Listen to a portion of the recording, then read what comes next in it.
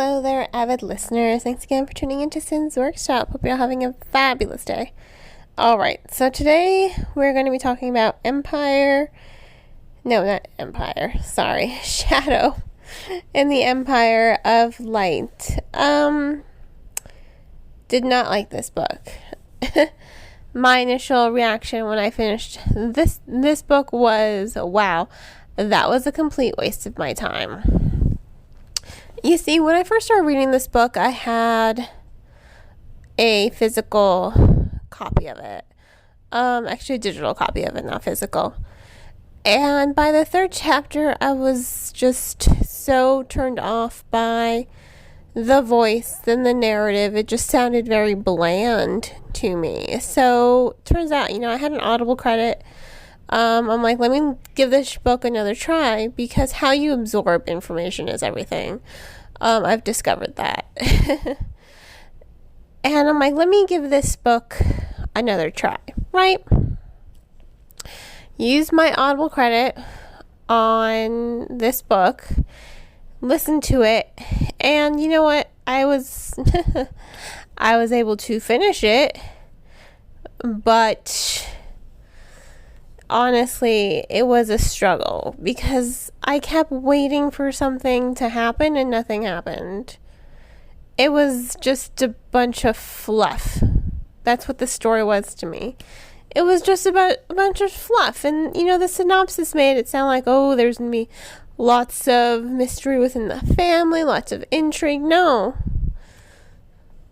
There was none. I think my biggest problem is probably the characterization.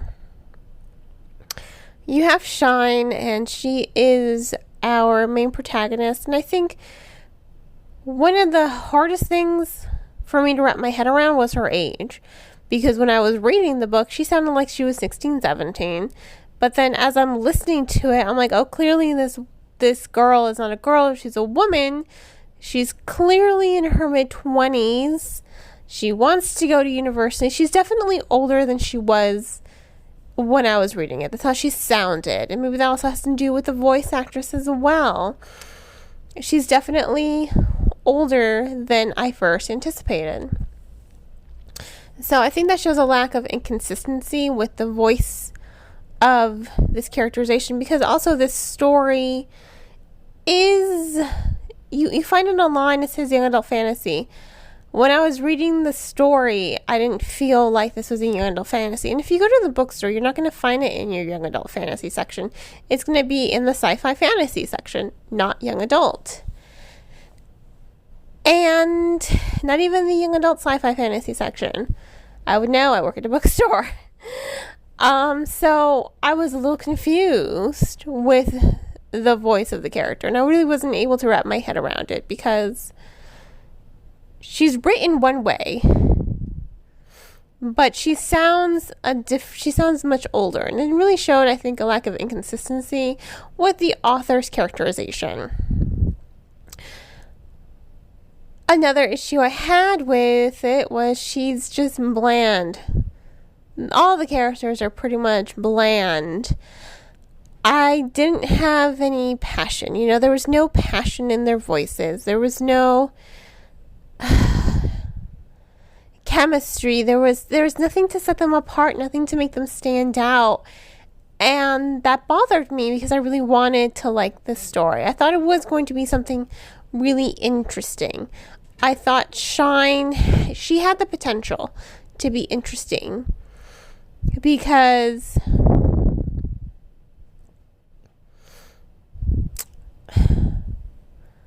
well, the thing with Shine is, I guess she's interracial.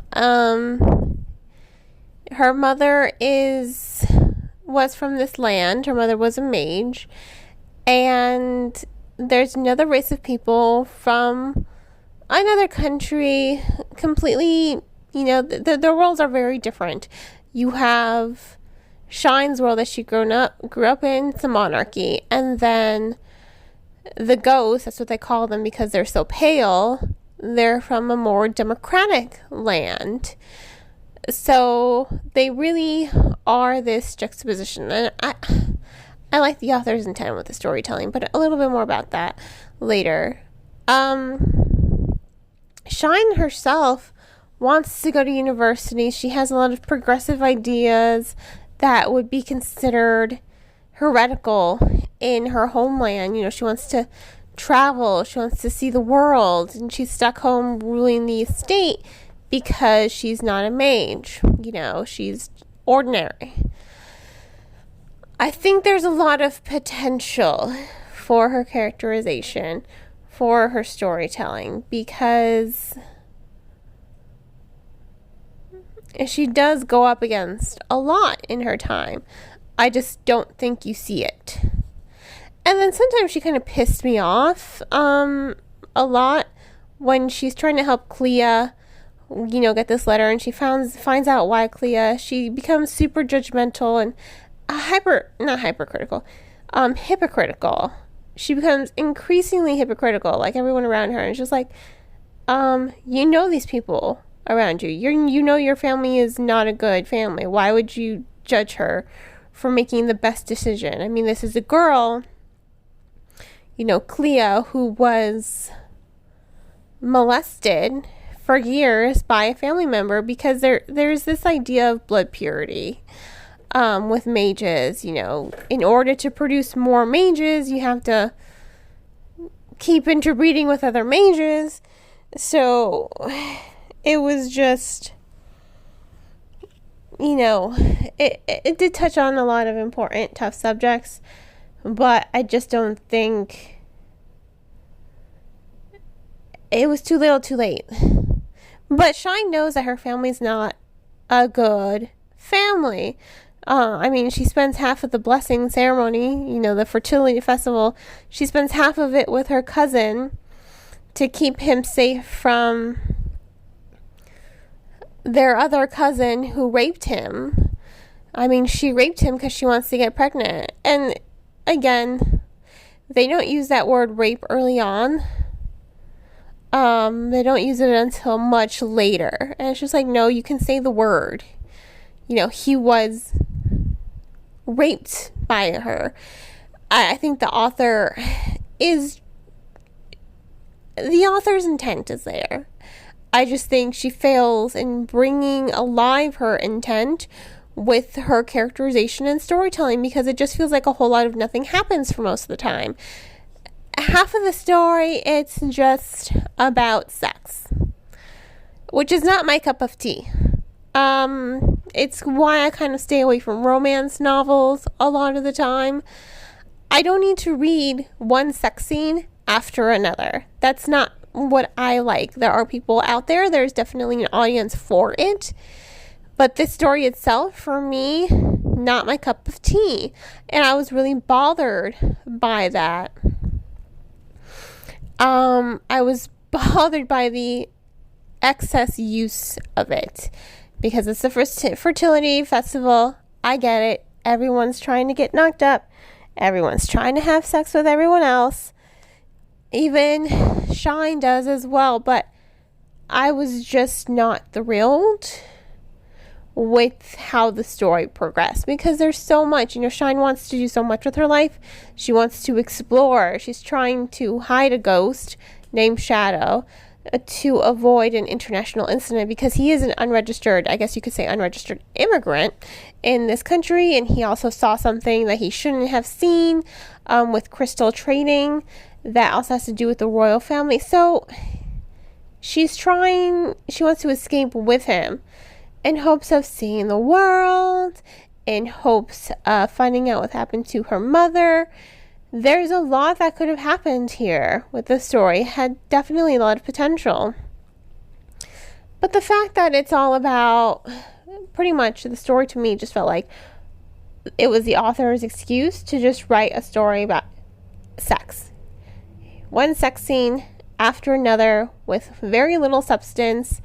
You're kind of dismissing everything you want to talk about, which is, you know, kind of immigration and equal rights and social classes and being biracial and rape and incest. You know, I think those ideas are definitely present in the storytelling, but they fail to come alive. And it really, really bothered me because I wanted to like this book. I wanted to like it so much. And it just failed to deliver. In fact, even when I reached the end, I was like, that's it? That's all you're going to give me? It didn't really feel like a solid conclusion either.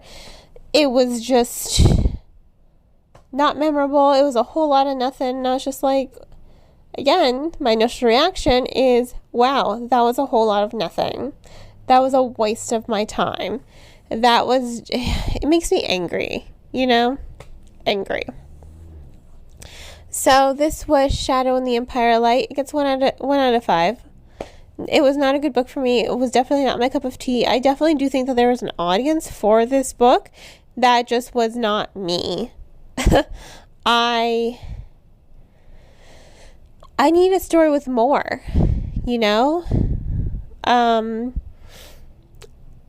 that I need more. It needed more substance for me. So, once again, 1 out of 5 stars. My opinion is my own. So I'm never going to say don't read a book just because I didn't like it. I do recommend checking the book out from your local library. If you like it enough to buy it, buy it. If money's tight and you can't buy it, leave a review. That's the best way you can support the author.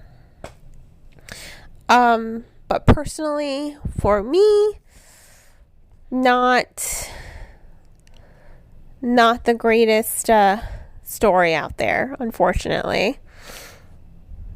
But it is what it is. Can't win them all.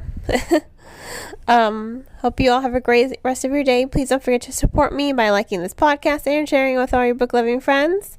You can also become a supporter on Anchor FM, my recording platform, for 99 cents a month. Have a great rest of your day, and as always, happy reading.